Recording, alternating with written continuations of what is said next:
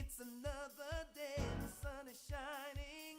Got to know what's going on around you. Wake up, it's the time to motivate your mind. Come with me, let's make this moment brighter. Wake up with the Bahamas and sunrise.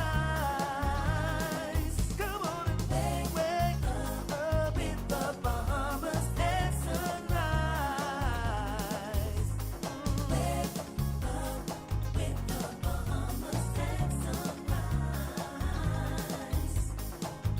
Wake up with the Bahamas and sunrise. Hey.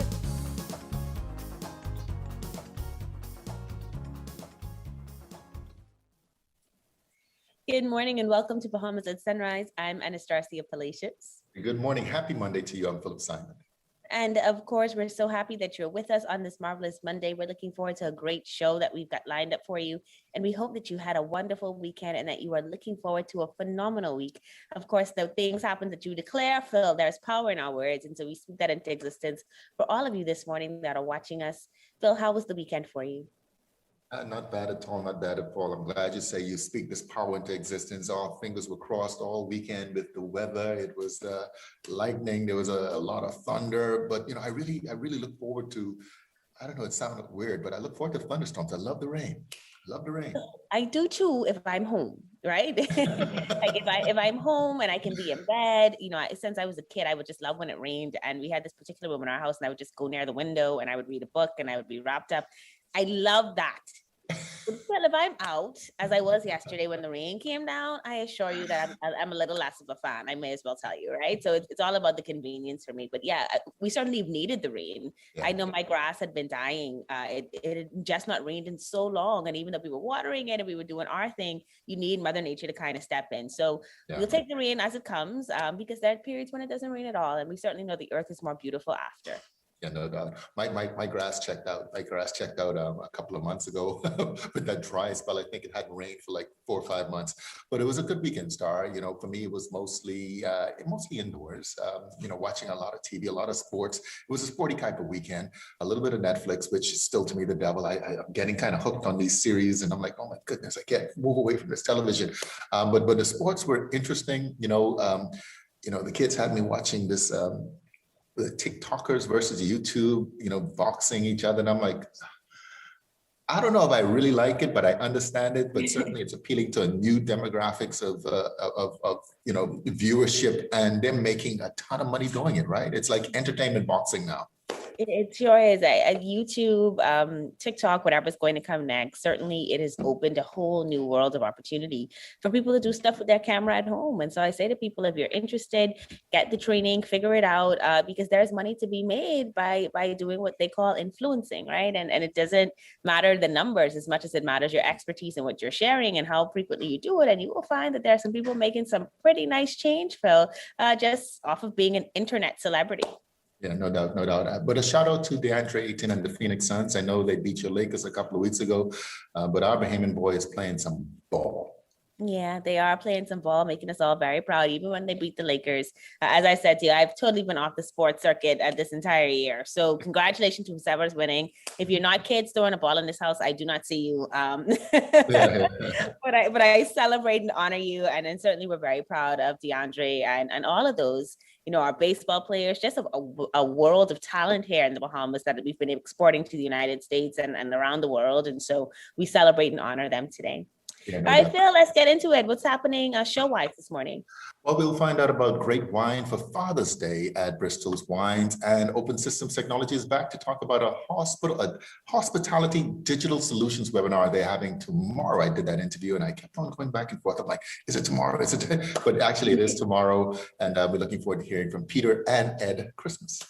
All right, looking forward to that. We're also going to be talking with Superintendent Chaswell, Hanna, about the social determinants of men's health. And we've also got Hubert Edwards and Rupert Pinder. They're here to discuss the national budget in preparation for our deeper conversation that we're going to be having on the Financial Voice coming up this Wednesday. We normally have an episode of the Financial Voice whenever the budget is here. And so that's going to be a great intro this morning, and then of course covered more in depth on Wednesday. And Phil, I always do it when it's Mother's Day. I remind our audience so they can get those gifts. So it's only fair that I do it when it's Father's Day for people like Phil, who is going to be celebrating Father's Day this Sunday. So women, get out there, make sure that those babies have gotten those gifts for those men. Make sure that you've done the same, because Father's Day is almost here, and we're having our father and child lookalike contest. So sons and daughters, if you look like your dad, please send your photos to S. Parker, that's SPARKER, at tclbahamas.com. Thank you to all who've already responded on Facebook so far. Now, the deadline for entries is this Wednesday, June 16th at 12 noon, and winners will be asked to appear on the show virtually on Friday, June 18th via Zoom. So please include your phone number so we can call you if you win, Phil. Yeah, no doubt. Happy Father's Day, pre-Father's Day for all of those persons out there who have their fathers, those who have lost their fathers. By the way, I believe, if I recall correctly, Cruz was near. I mean, this time of year. Yeah. My baby boy celebrates his first birthday on Friday, the 18th.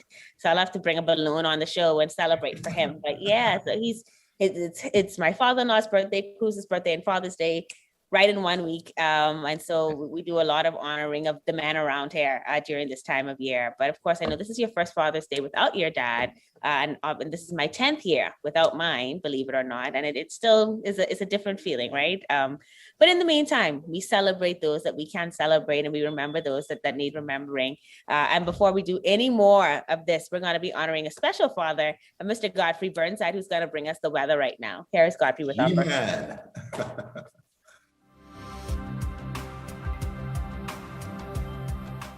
Weather at Sunrise, brought to you by Bahamas First. What's first for you comes first for us.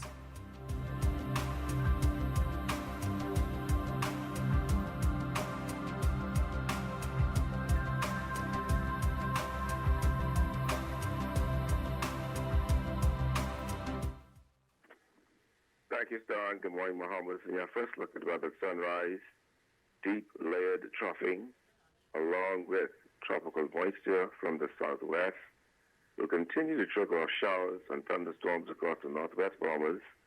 Some of those showers becoming heavier at times, and those thunderstorms severe at times, while weak ridge of high pressure will sustain light to moderate winds across the islands. So today, for the northwest Bahamas, variable cloudiness, hot and humid, with scattered showers, isolated thunderstorms, water becoming heavy at times. It could cause some flooding in low-lying areas, but partly sunny, hot and humid, with a chance of a shower over the central and southeastern islands. Your high temperature 91 degrees Fahrenheit. Tonight, partly cloudy, warm and muggy, with scattered showers, isolated thunderstorms on northwest Bahamas, and a chance of 1 to nighttime showers across the central and southeastern islands. Low going at 75 degrees Fahrenheit. And from regional highs and lows across the Caribbean, Barbados 84 and 79. In Jamaica, 85 and 72. In Trinidad, 86 and 76. And the Turks and Caicos Islands, 89 and 74. Across North America, Atlanta, 88 and 69. In Raleigh, 85 and 67. In Miami, 89 and 79. Dallas, Texas, 90, 76. And from Canada, 65 and 61. As we go through the week, we expect those showers and thunderstorms to continue on Tuesday, and then we improve coming Wednesday into Thursday with some mix of sun and clouds. And then we look like we have some more showers and possible thunderstorms on Friday and Saturday. The low temperature daytime will be in the upper to lower 80s, upper 90s at the upper 80s to lower 90s at daytime, and the mid 70s at the nighttime. That puts her up in your first look at weather sunrise. I'm Godfrey Burnside. Back to you, Mark. Welcome back. Father's Day is just around the corner, and we want to be sure that you're ready to wine and dine your father and husbands in the most appropriate way to celebrate the day and the man wonderfully. We're here at Premier Crew with wine manager and sommelier Kyle Stubbs to talk about the wine offerings that Bristol Wines has to offer for Father's Day. Welcome back to Bahamas at Sunrise. Thank you so much. It's always a pleasure. Now, this is an exciting topic. It's Father's Day. It's our day. Yeah, right? So tell us, in your experience, are men's palates different from women's when it comes to wine? The short answer is yes. But in recommending and suggesting the perfect wine for Father's Day, I'm moving in different personalities. Wine itself takes on personalities, and we know dads in their own right are personalities. I know I'm a character.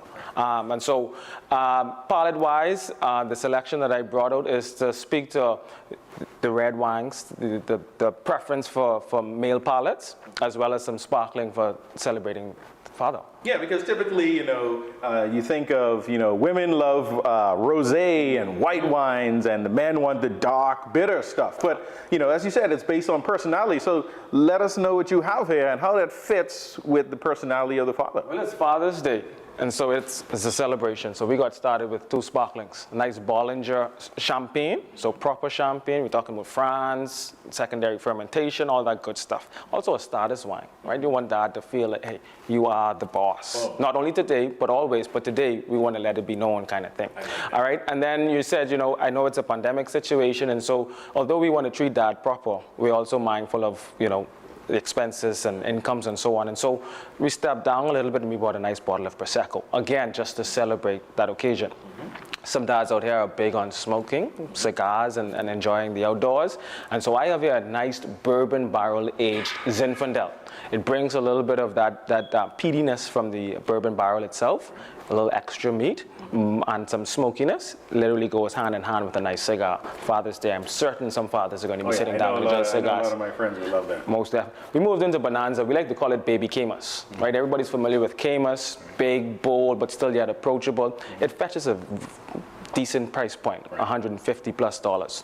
So with Baby Camus, we're talking about grape varieties grapes being sourced from the same region, and we drop down the price point a little bit. Again, we're being very sensitive as to what's happening in this COVID environment.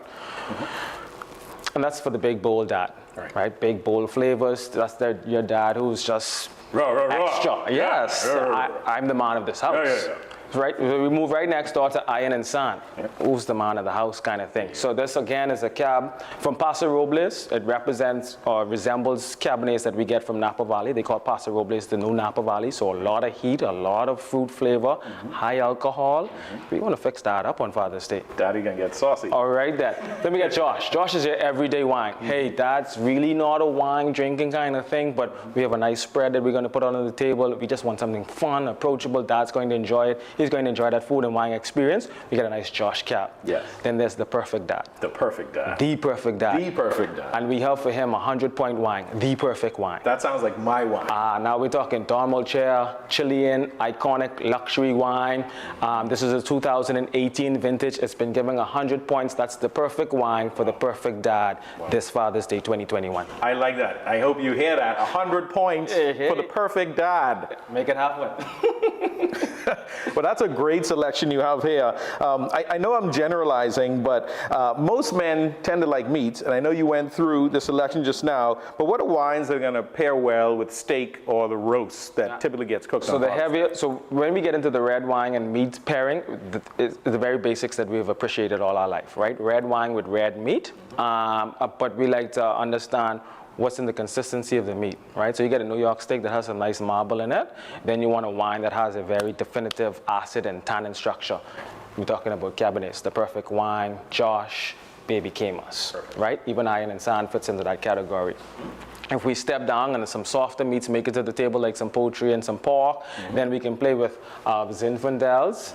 But what we don't have here that would be perfect with that is some Pinot Noirs or some Merlots as well. Right. Of course, this is just a selection that we're showing. You can always come in and stop at Premier Crew and talk to the girls here, Tasha and Candace, and they can give you a full display as to what it is that we have to offer. Definitely, we know that the wine selection here is awesome, and it's very wide, it's diverse for all palates and flavors. What about seafood pairings? We know we're here in the Bahamas, we got grilled lobster and grilled conch on the grill.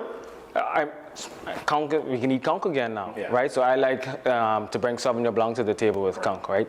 For whatever reason, we've been drinking beer and conch for our entire life. But I guarantee you pull out some Sauvignon Blanc with some conch this Father's Day, he's satisfied, he's good. And Petit Chablis, an oak Chardonnay. So we talk about the minerality, the acid, and the fruit character without it being distorted by any wood interaction.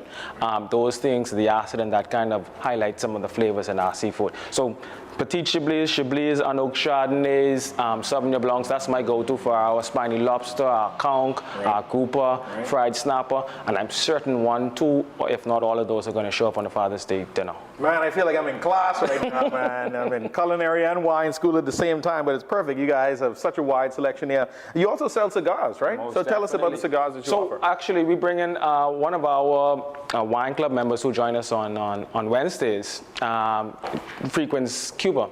And so he came back and had a conversation with us about elevating the wine experience. So there, LT is his name. It's a private label, but he's traveled to Cuba, sourced them out. So we have anything from the light to the medium to the full heavy chocolate blended cigars. And he's usually hanging around to kind of add to that experience. Yeah. Usually sitting at the table, has a nice bottle of Scouts on or Camus or something of that sort. And whenever he sees somebody heads over to purchase a cigar, he's always there for a conversation. So if somebody wants to buy a special bottle as a gift for Dad, I know we talked about the perfect wine. Is there anything else you would suggest that's the special bottle for Dad? So something that I didn't pull out here, but you keep using the word special. Yeah. And so I'm going to go back to, we said baby Camus. Yep. And then there's Camus, and then there's Camus Special Selection. Wow. I'm going to go with Camus Special Selection as the special bottle for the special dad this Father's Day. You heard that direct from Kyle. Say it again, Camus Special. Camus Special Selection. Special selection. Y'all write that one down. Write that one down. So what kind of price point does Bristol Wines fall in? And, do you have something for all budgets? Most definitely. So the premium wine category starts at $10. So we pride ourselves as being the leading purveyors of premium wines and spirits. So we start at that $10 price point. There's a couple that we have underneath, Birds and the Bees and one or two others. And then we move all the way up. Our sweet price point is between that $16 and $25. Right. And then we move up into 30 to 50 where we see some good sales. And then for our affluential customers, so those who have the residual income, they're usually hanging around the 100 to 150. But for those who really want to celebrate, or those who really want to explore wine, or those who have the income to make it happen, we go all the way up to $1,500 with a nice Chateau Margaux. Sounds like that's what I'm getting for Father's Day. You guys heard it, the top of the top. So quickly before we wrap up, just tell us about your store locations around the country and your hours. Most definitely. So it's all about Premier Crew here. Like I mentioned earlier, you can come in and see Tasha or Candace, and they can give you a nice run through our store. But the majority of the wines that we have here in Premier Crew, or that's been displayed today, is also in all of our Bristol locations. So that's Blake Road, that's the foot of the bridge, that's Southwest Plaza, then on the top of the hill here at Gladstone Road, we're also in Freeport. We're at Governor's Harbor on Hubert's Key, inside the beautiful Harbor Island, and then of course inside Exoma. Perfect. Kyle Stubbs, man, you're good, man. You know your stuff. I appreciate that. Wine manager and sommelier here at Bristol Wines. Thank you for joining us at Bahamas at Sunrise again. We're talking about Father's Day. We're talking about that perfect pairing. Buy a bottle of wine for your dad. Indeed. And you got plenty to choose from, and within budget. You're watching Bahamas at Sunrise. We'll be right back. First, it's more than just our name, more than just our achievements. It's our nature, and it's where we put our customers. At Bahamas First, we've refreshed our look, but our nature remains the same. We design insurance solutions that protect our customers from life's uncertainties.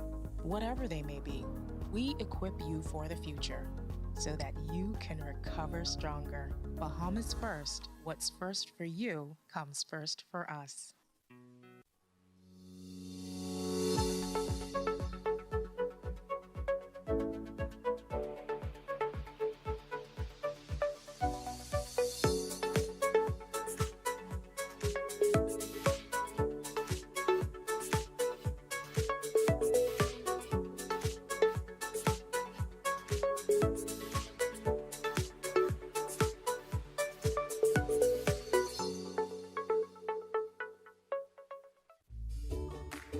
Our world has changed.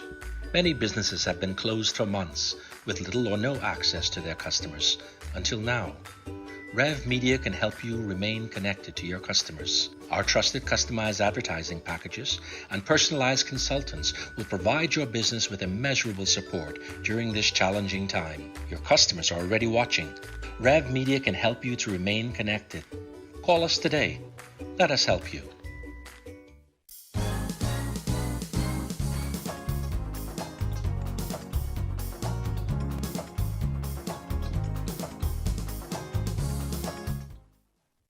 Welcome back to Bahamas at Sunrise. Of course, this month is Men's Health Month. And last week on the show, we had Dr. Wilson. He gave an alarming statistic as it relates to men's health, in that violent crime is the #1 cause of death.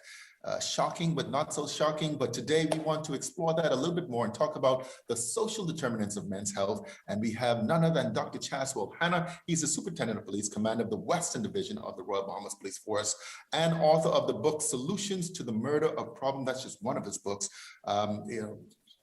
Chaswell, Dr. Hanna, listen, I don't even know what to call you. You got so many titles, but I'm just so glad to see you once again. Welcome back to Bahamas at Sunrise.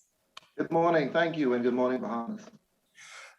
What a topic. I mean, we talk about men's health, you get into all the physical nature, how it impacts the body, but crime, I mean, it was kind of, like I said, kind of shocking to hear, but really not so much. A lot of, let's talk about it. Are you seeing a large number of men being lost to crime, either as victims or perpetrators? Yes, and before I begin, I just want to thank you and the producers of Bahamas at Sunrise for inviting me on behalf of our Commissioner of Police. We welcome the opportunity to share this information with our clients. And yes, that statistic was quite alarming, but yes, men, we do see that the large majority of murder victims and murder suspects are indeed men. And these are men who fall between the ages of 18 and 35. Wow. Some of the other variables we looked at when we studied this issue include socioeconomic status. We see a lot of the victims and the suspects fall below the poverty line, and that's in terms of expenditure and income. We also note that most of them are unemployed. A lot of them had low educational attainment. A number of them were involved in prior criminal activity.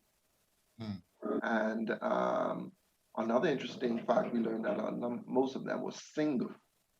So we don't know why that is, but those are some of the variables. And these variables, causation and correlation are different. So these are correlated, but we can't say specifically if it's the cause. But yes, we have the lion's share of the murder victims and suspects are indeed males.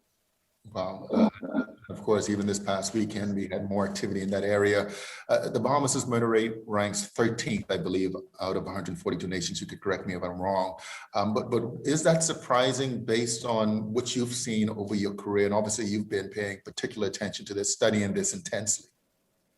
Yes, I mean, it's surprising when one considers, the tranquility of the Bahamas in years gone by. But, things change for one reason or the other. And yes, it has to do also with our per capita. That 13th rank is expressed as a function of the population per 100,000. So while we may have X amount of murders, because of our small population, that is what makes it, that rate comparable with the other countries and up there on those scales. But yes, it is indeed alarming when you consider the history of our tranquil country. You say age range goes from 18 to 35. What's the motive? I mean, why? Why do we kill each other? Especially interestingly enough, when we looked at the motives, the large majority of these motives were a result of just basic fights and arguments. The second most popular motive was retaliation from previous encounters, most of them being criminal. Okay. I think what is at work here is, what does a young man spend their time doing?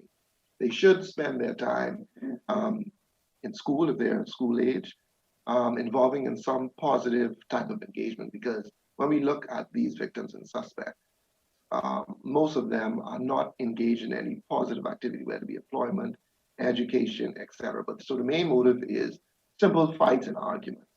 And the second most popular motive was retaliation from previous encounters. I think you hit the nail on the head when you said it's a socioeconomic problem, but again, you wrote the book. I mean, what are some of the solutions to the murder problem that we have here in our country? Well, I want to share my screen because I want to show you something. I'm going to share my screen right now. One of the most interesting thing we discovered, let me go to a slide that I have coming up here. If you can see this map of New Providence, all of those red dots represent the location of a murder incident over the time period 2010 to 2015. And if you can see by that circle, most of these murders are occurring in the inner cities below the poverty line. So one of the solutions is, education and poverty are related. Persons who have high educational attainment, are more likely to land a job or make an honest living.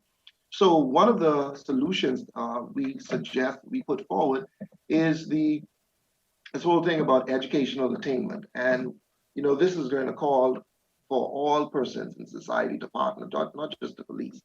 And we're looking at suggestions from expansion of the technical and vocational subjects in school. Not everybody in school is going to be a rocket scientist or physicist.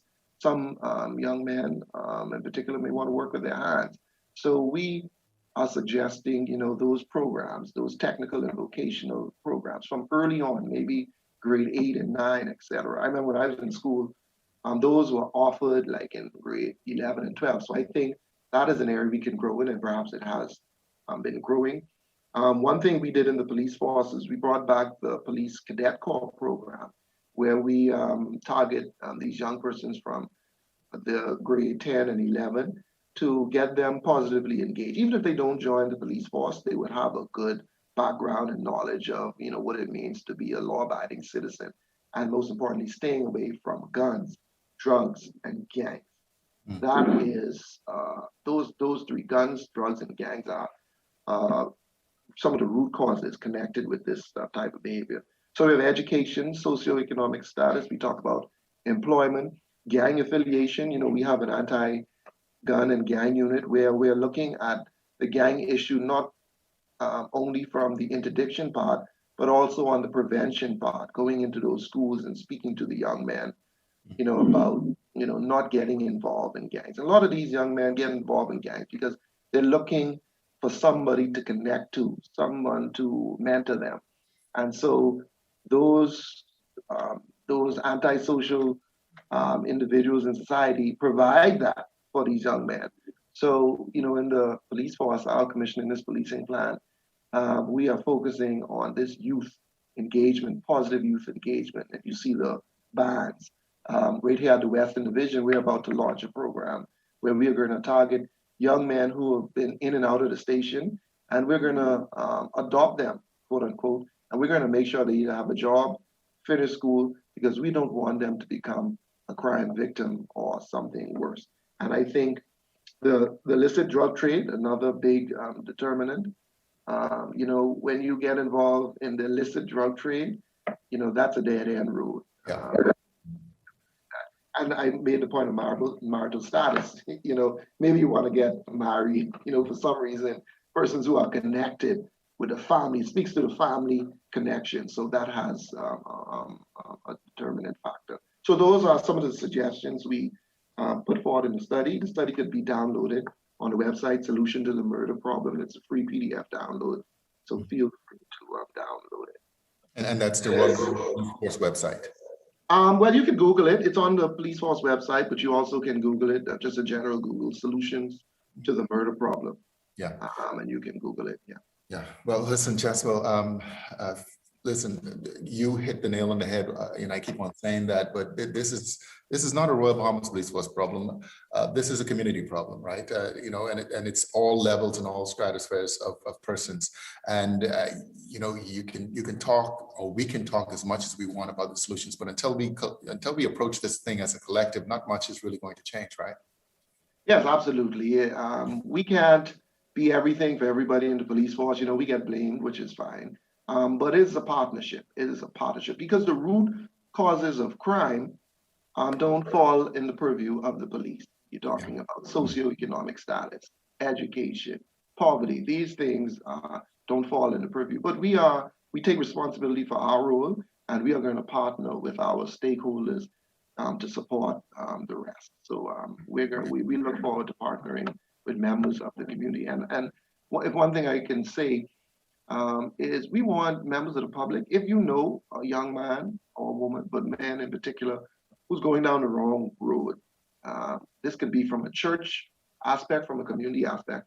But if you see an at-risk youth, adopt them in terms of try to make sure that they at least finish school or have some ways to make an honest living.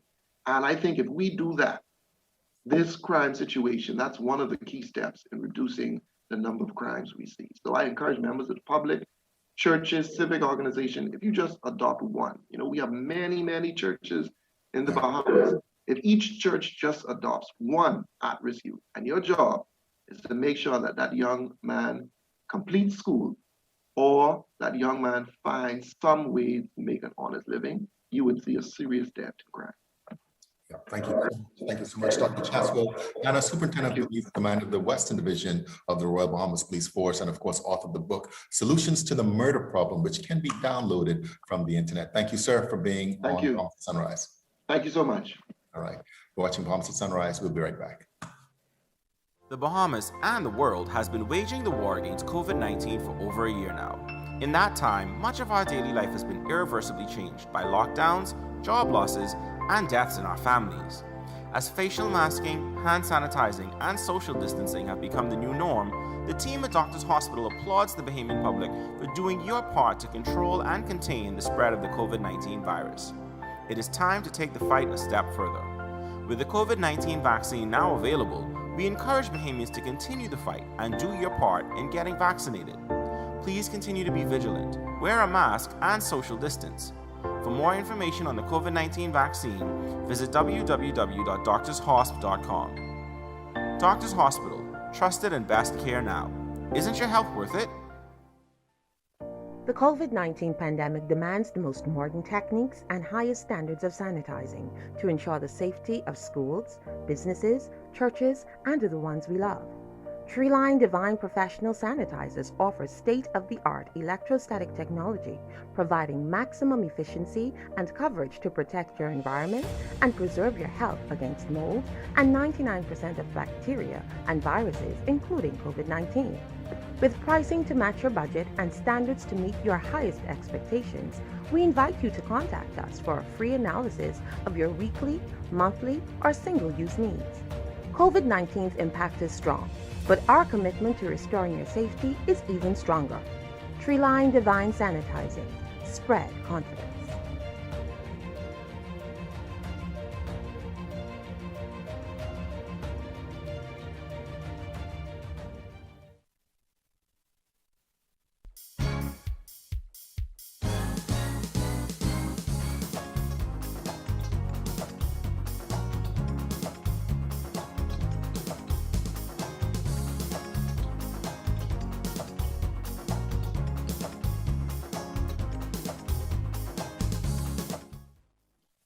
Welcome back to Bahamas at Sunrise. Thank you for staying with us. We're happy that you are here on this Monday. I'm Anastasia Palacios. And I'm Philip Simon. Star,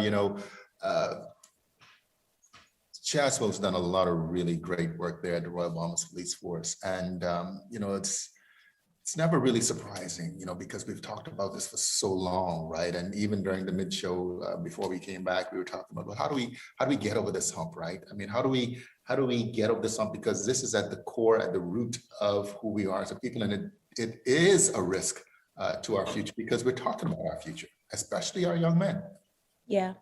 And, there have been times, Phil, I've just prayed for our young men in particular, right? It seems that they are under the spirit of attack, and it's always them, whether we're losing them to the violence that he spoke about or to the car accidents. It's just why do they have to go, right? And so I was, you and I were talking about it, and I just continue to stand behind this belief that we need a curriculum in our education system that speaks to core values, right? And that teaches not just things like 1 to 3, which are incredibly important, or ABCs, which are brilliant and you need in order to function, but about the human side of life, right? How do we engage with one another? How do we stay at peace? How do we pursue conflict resolution? Why is it okay for you to have an opinion? I'd have an opinion, and it to be perfectly fine for us to not agree, but to move on, right? And so there has to be more that we're teaching our kids, because it's evident that some people just can't learn it at home. And I I know that most parents do the best they can with what they have.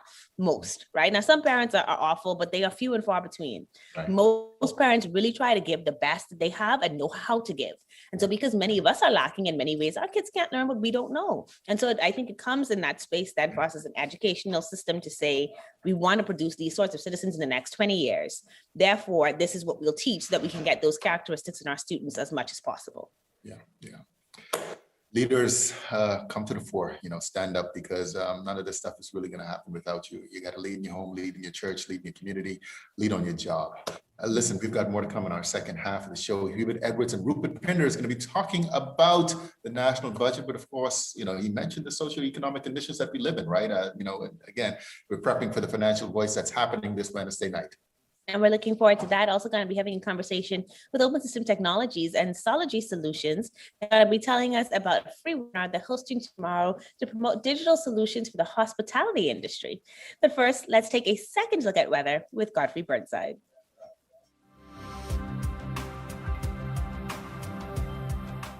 Weather at Sunrise, brought to you by Bahamas First. What's first for you comes first for us.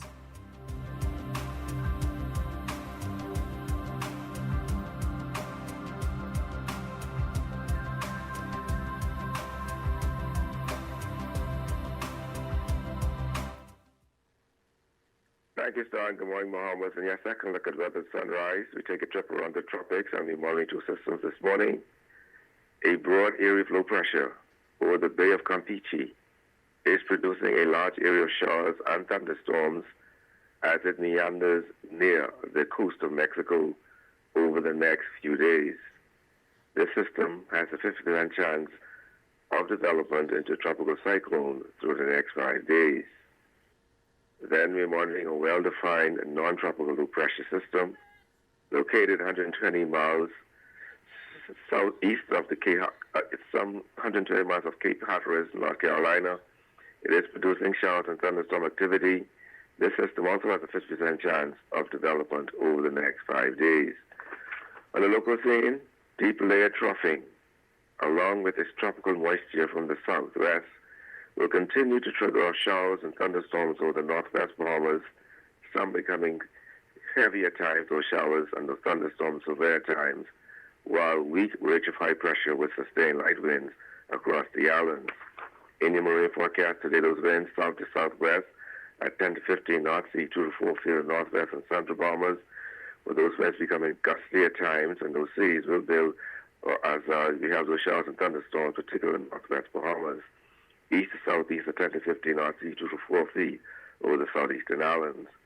Then on Tuesday, south to southwest at 15 knots, sea 2 to 5 from northwest Bahamas, southeast to south at 10 to 15 knots, sea 2 to 4 feet over the southeastern islands. Then on Wednesday, those winds south to southwest at 10 to 15 knots, sea 2 to 4 feet northwest Bahamas, east to southeast at 10 to 15 knots, sea 2 to 4 feet over the central and southeastern islands. Your tides. You can expect a high tide at 11:15 this morning. The next low tide will be at 5:12 this evening. High again tonight at 11:36. Sunset 7:59 this evening. Rises tomorrow at 6:20. UV index 9. Your water temperature 77 degrees Fahrenheit. And your moon phase, no moon. Your extended look. Still have some showers and thunderstorms in forecast to Tuesday into Wednesday morning. Then we have some improvement to a mix of sun and clouds, still with a couple of showers or isolated thunderstorm by afternoon.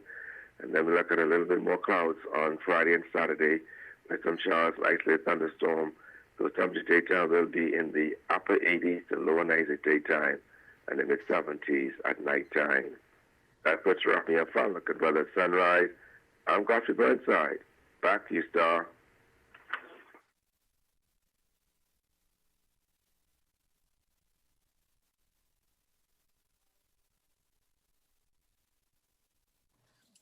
Thank you so much for that update, Godfrey. Well, look here, are we about to have an awesome conversation? If it's going to be this good this morning, you should have heard us in the break before they came to us, right? Then you must tune into the Financial Voice happening this Wednesday, because we've got an outstanding panel to share with you and to deep dive into this budget. Very happy to welcome two of our brightest panelists to the discussion this morning on Bahamas at Sunrise. And they're here to answer your questions when you call in live on that show on Wednesday, but they're here this morning to just get the conversation started. So happy to have Hubert Edwards. He's the managing consultant for Next Level Solutions. And we've also got Rupert Pinder. He's an economist and a lecturer at the University of the Bahamas. Two brilliant minds. Always enjoy the conversation with them. Good morning, gentlemen, and welcome to Bahamas at Sunrise. Good morning. Pleasure to be here. A pleasure to have you both with us. All right, I'm going to start with you, Rupert. How would you classify this budget in one or two words? Well, first of all, I think the officials in the Ministry of Finance, in my view, I think they're in an unenviable position. I mean, given in terms of the challenges, in terms of having to navigate some really turbulent waters. And in my view, I think that what I would have liked to see is more discussion with respect to overall reforms, because that is very much needed going forward. Mm-hmm. So this is not a reform budget then? We would not classify this as that? In my view, it doesn't go as far as it should, in my view. Okay, all right. And so HE, one of the things that has come up in this budget and in the conversations around it is that the total national debt burden is expected to go to 10 billion. Mm-hmm. Is there any way at all in this budget that we're tackling this, and how can we tackle it if we're not doing so in this current budget cycle? Clearly, this budget cycle being 12 months, right? It's not sufficient to tackle a $12 billion or a $10 billion debt. The reality is, one of the pushback which persons are given a lot is that there seem not to be enough in the budget itself, in the discussion around how we are going to reduce this going forward. The fact is, from my perspective, you need to have, based on where we are and the stock of debt that we have currently, we need to see significant growth. We have to have significant growth in order to fix where the Bahamas is. And you asked Rupert exactly how he would characterize this budget. My characterization is that the Bahamas is at this moment a tipping point, a very, very serious and very significant tipping point. And the multiplicity of issues which are at play requires a very, very serious and longer term look at how we are going to fix it. So debt is not going to be fixed in 1 year. We have over the last decade maybe grew by 1.1%. Or if you look at it at what happened over the last 12 months, the economy has actually declined from 12 to 11 to now 9.5 billion. So we are in negative growth era. Where is this growth going to come from?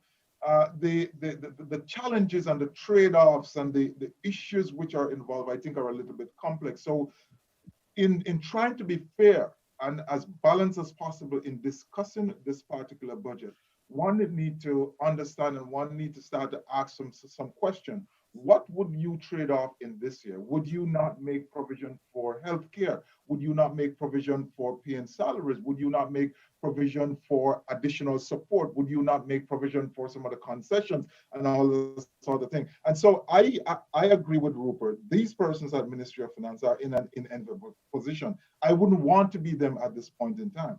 But that said, as a country, as a people, we now need to start thinking, how are we going to fix the Bahamas going forward? And we have to recognize that a 12-month budget is not the point in time to do it. Of course, there has to be a starting point, and that conversation now needs to start in a serious way. All right, so Rupert, let's kind of take some of those things that you said and look at them again, right? I know that sometimes you've got a different opinion. One of the things I wonder about is, obviously, we're not sitting in the government. We get to sit outside, we get to criticize, we get to celebrate if we choose to, but it's not our decisions to make. But are there things that we ought to be doing as Bahamians to take responsibility for some of this? Is there anything that we should be doing from a fiscal perspective? HE talked about trade-offs. Let's take a look at that $10 billion debt burden again and talk to me about, are there things that we could be doing and what should they be doing? Well, one of the things here is, and I think that's a very good question that you've asked. I think one of the things that we have to, first of all, do is to arm ourselves with information, right? Get as much information as we can. And I think from a public policy standpoint, I think that needs to be encouraged. I mean, the overall public discourse, because one of the things here is that for a very small country, unlike a country like the United States, regardless of how we may feel about individuals, I mean, we don't have the luxury of having a great talent pool, particularly in terms of being able to critically discuss and analyze some of these issues. But there has to be that level of discourse. And to start with that discourse, there must be a lot by way of public information. I mean, there must be, persons must avail themselves of an opportunity to read the budget communication. It's not necessarily in terms of becoming a financial analyst, but certainly reading the budget communication, try to understand, what are some of the critical features and lend something in terms of the overall public discourse. And I think we need to take a holistic approach. I mean, it's so easy for us to look in terms of how these things impact us individually. And by no means am I saying that, obviously, we pursue our own interests, but at the same time too, Hubert would have indicated we are at a tipping point. I mean, there's no question about this. It's not to be an alarmist, but this is really a critical juncture for the country.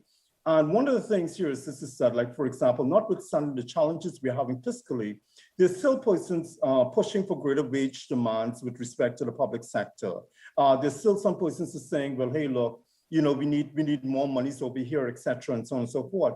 And there's really a need to look at this thing holistically. But I think from an individual standpoint, we need to inform ourselves, and we really have to look at this from a country's perspective. I mean, I think it's very difficult for persons perhaps at the low end of the spectrum who are perhaps really feeling the pinch, but we have to look at this holistically. Yeah. So, HE, you talk about the tipping point. You both mentioned that you would not want to be in the Ministry of Finance yourselves, but obviously we recognize you as a part of that pool of talent that Rupert mentioned that can have these critical conversations. With that being said, HE, what recommendations would you make to the administration to place the Bahamian economy on a firmer footing going forward over the long term? Can you give me two of them? Well, I think we need to begin with having a very honest and open conversation. We need to say to the public, right, this is where we are at, and here are the realities. Now, things have been said in broad terms, but we need to have a really deep dive and a really conscious conversation to speak to the psyche of the Bahamian people, to say the country is in a not too good place. Of course, you can't run around and, be like chicken licking. You have to create some sort of positive outcome. So here is where we are at, and here are the things that we are going to do, and here is how long we are going to take to get there. The Bahamas right now has to have a coming together. So the collective genius, the Rupert, Pinders, and the guy who considered himself to be a PLP and the guy who considered himself to be an FNM and a DNA, everyone needs to come together to start to think about how we are going to fix the country, because here is what is at risk, Anastasia. The future of the country, the level of the standard of living is at risk. When you consider the fact that the deficit for this year, the projected deficit is $951 million. Of that 951, 512 is being spent on paying interest. We're effectively borrowing to pay interest. Think about that.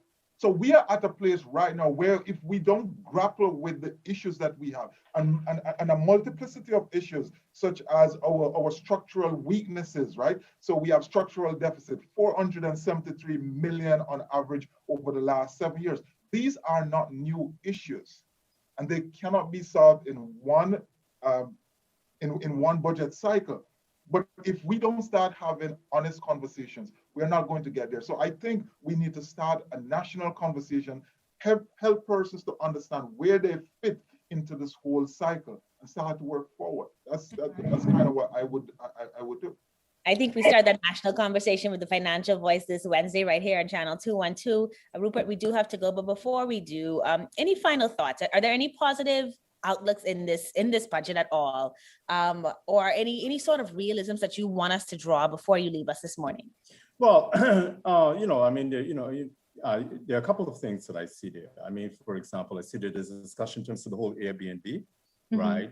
Which again, I think it provides an opportunity for persons at the lower end of the spectrum in terms of getting into the tourism sector, because it's not as capital intensive as the large hotels. I see some concessions with respect to building materials, notwithstanding in terms of the rising prices internationally in terms of that. But again, I mean, you know, it's difficult, I guess, in terms of this particular segment to get into a lot of that. So again, you know, I'm hoping that we'll be able to flesh a lot of this out during the financial voice. All right.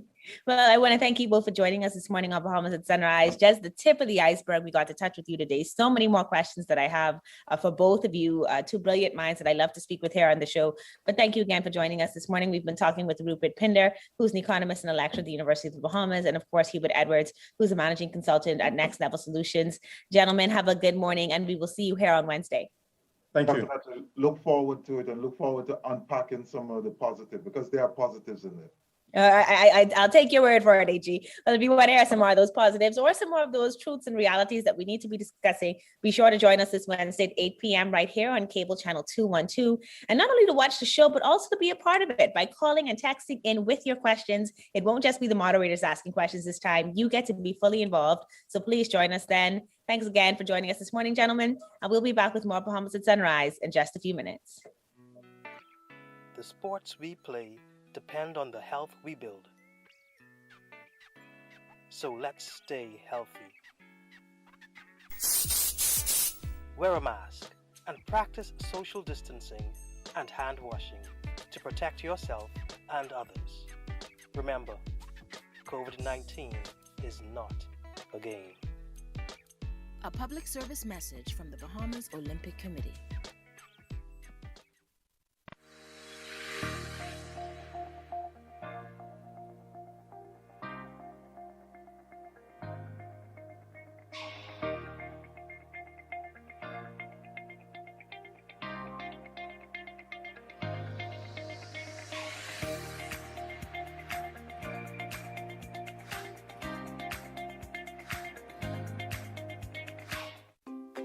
One thing, two things, blue thing, old things, things that are small, things that are grand, things that fit just right into the palm of your hand. Fox Hill Nursery, a large selection of garden supplies. If you can see it in your mind, you can find it at Fox Hill Nursery.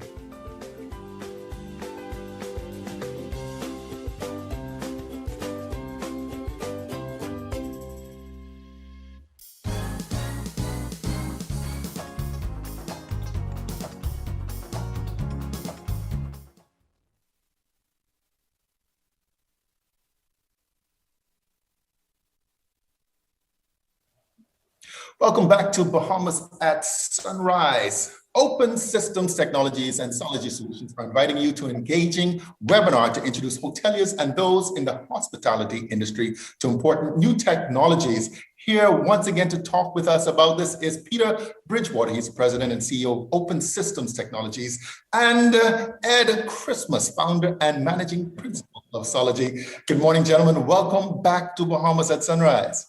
Good morning. Good morning. Thanks for having us. Oh, it's a pleasure. Always a pleasure, Ed. You know, as the guest, I'm going to give you the very first question here on Bahamas at Sunrise. I know you're all the way over there in Texas and a couple of hours behind us. So again, thank you for always making yourself available. But listen, a lot is happening. The world has changed, right? It continues to be evolving, and technology is right at the fore of it, as it has always been. So when you talk about the hospitality industry in particular, what are some of these changes that are happening? What are some of the technologies that are making an impact? The simple answer around that is data.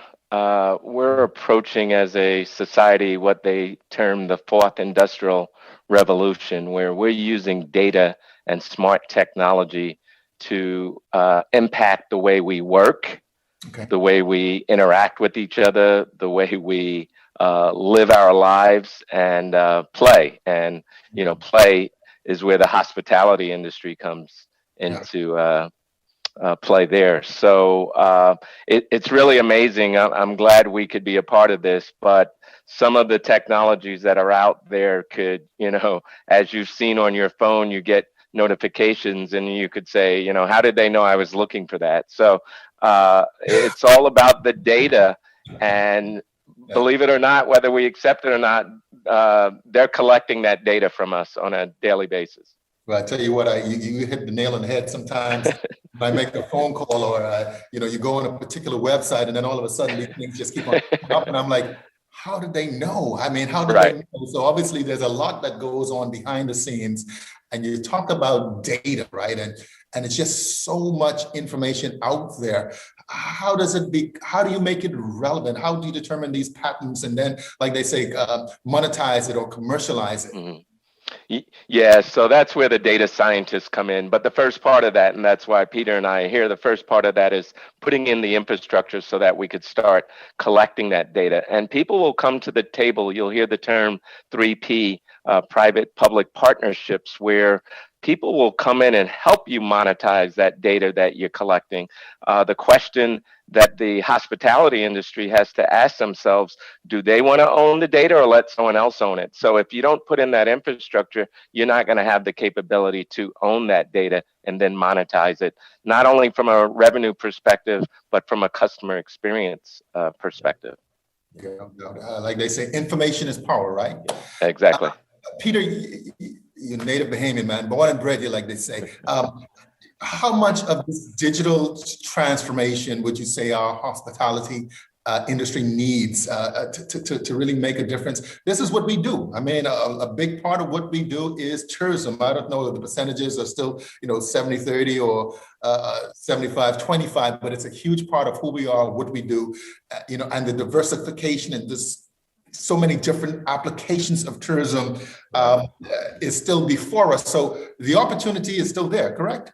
Yeah, and based on the research that myself and Ed have done, as well as our speaker, who Ed will talk about in a few minutes, what we have seen is in other tourism related areas or destinations, we see that in addition to providing the normal social distancing or sanitization because of the pandemic, these destinations are also adding in technology or contactless technology to enable them to be able to provide better safety or more safety to their guests. And based on the research, we see that there are some tourists or a particular group of tourists that are looking not only for the social distancing and the sanitization, but they're also looking to see various resorts that feature a contactless type of technology that will make their experience better, like Ed said.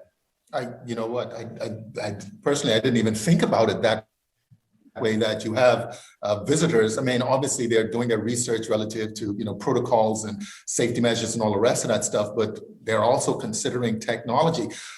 Interesting.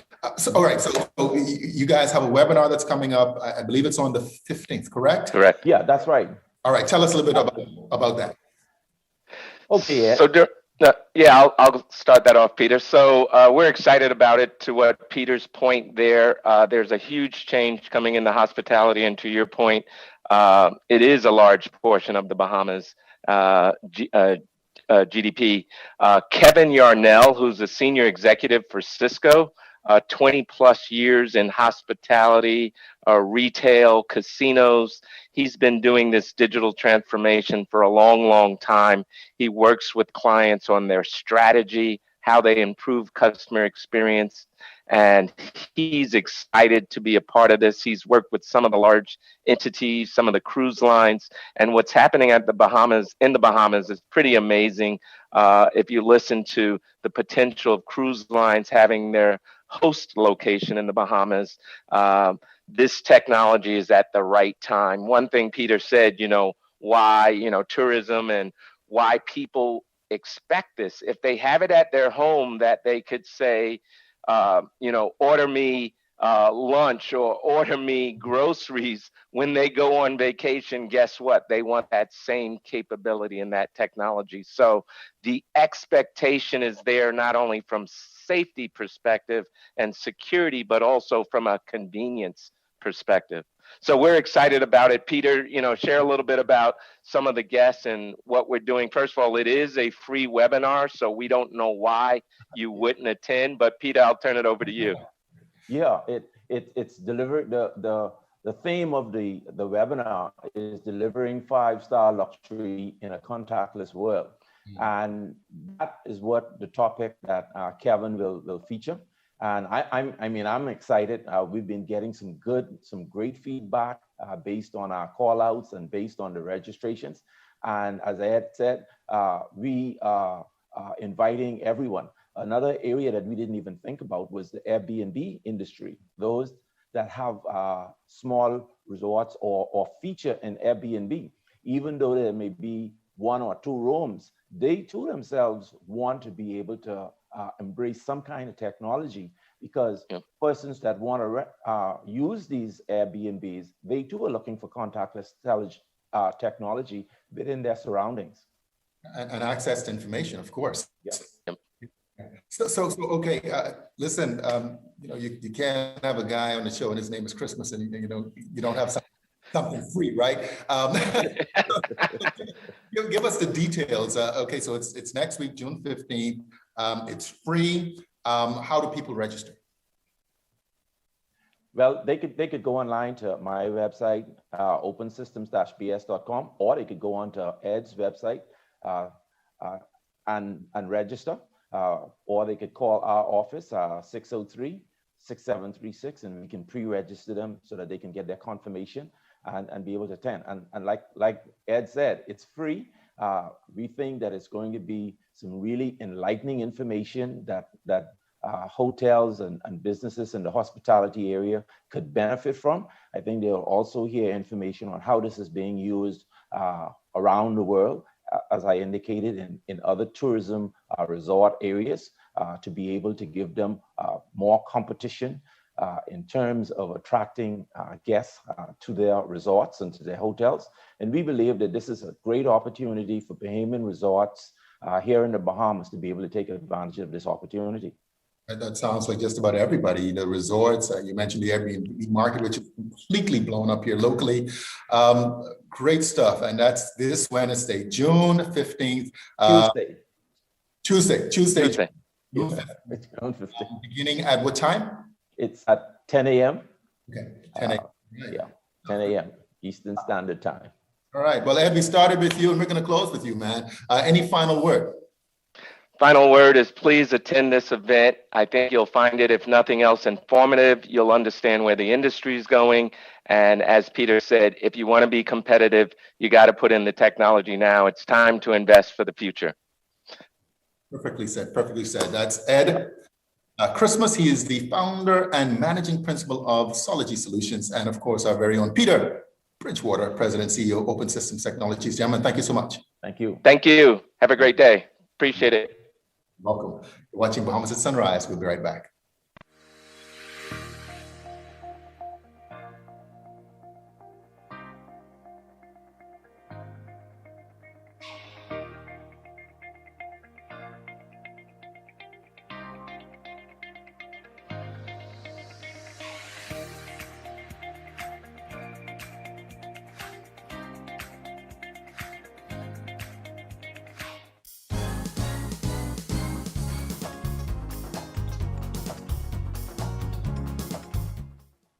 Well, that's going to do it for us, folks. Thank you so much for tuning into today's episode of Bahamas at Sunrise. We hope that you enjoyed and that you'll be back with us for more on Friday. Yes, have a wonderful week and be safe out there. Bye. Bye.